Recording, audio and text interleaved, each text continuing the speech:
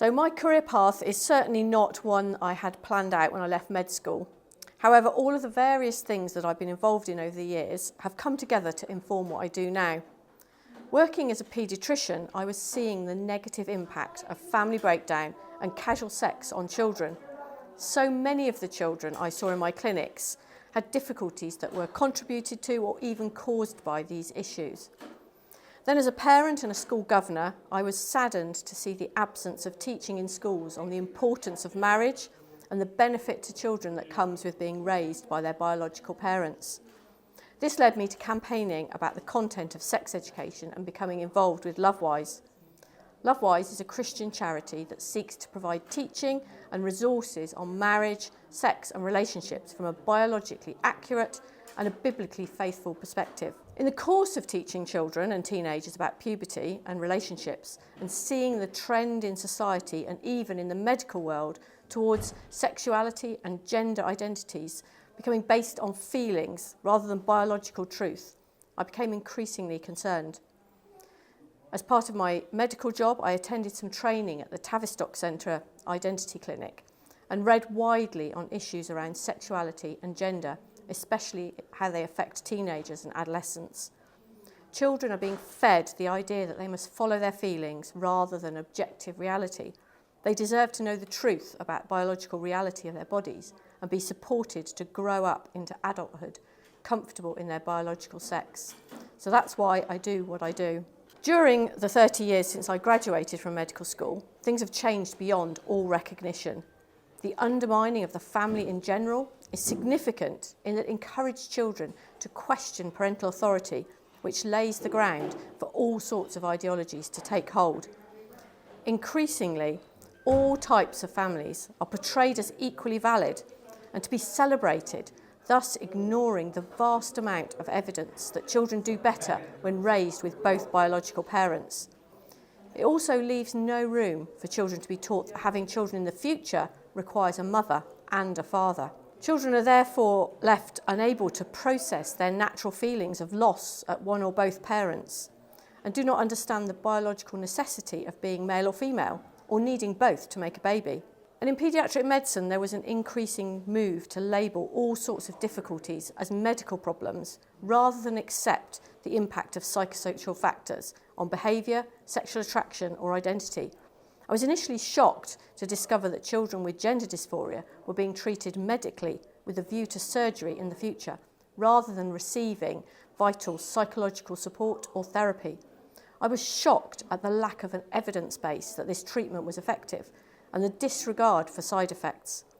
Increasingly, children whose distress would have been explained in other ways in the past were seeing the answer to their distress as identifying as the opposite sex or increasingly as non-binary. Once I had seen the way that children were not being told the truth about biological sex, about the importance of marriage between a man and a woman, and the harm caused by sex outside marriage, I knew that I needed to do something. So I think there are a number of reasons for the rise in gender identity issues. Children and adolescents have typically had a challenging time around puberty and the passage into adulthood.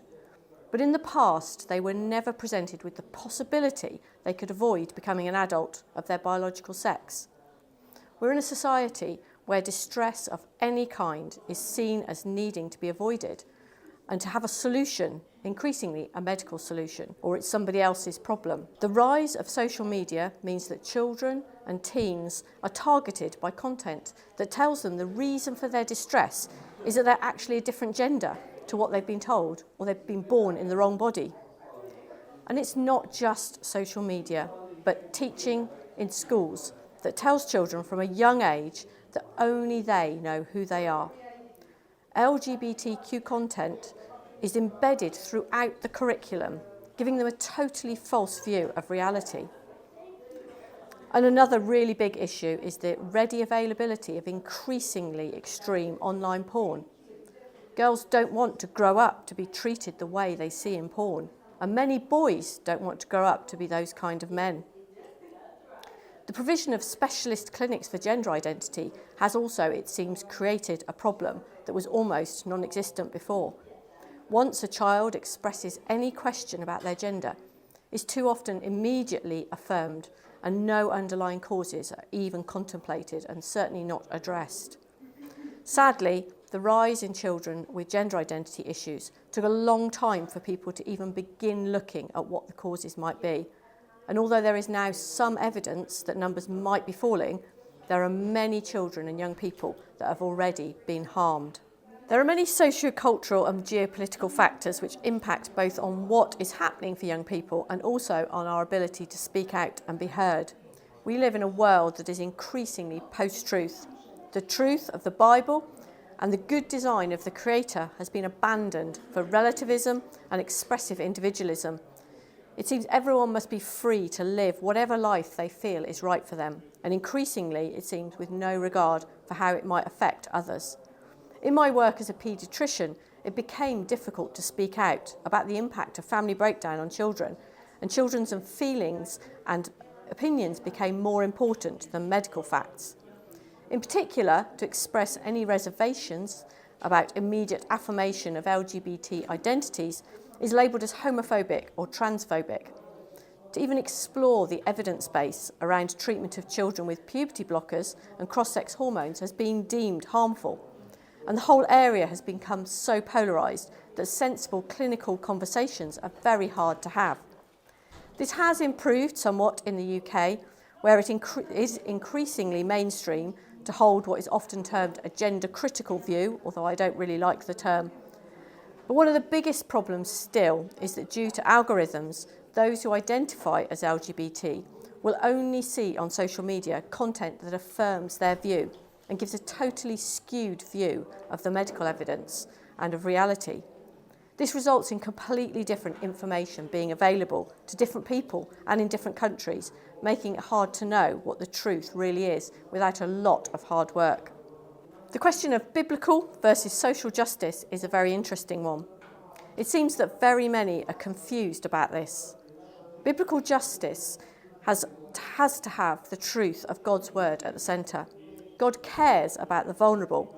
However, as we know, we've all sinned and fall short of the glory of God and are justified freely.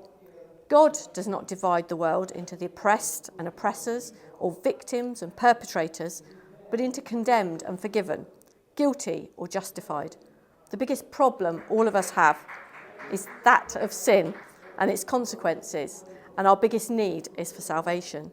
Yes, we need to bring comfort and relief to those who are suffering, but not at the expense of truth.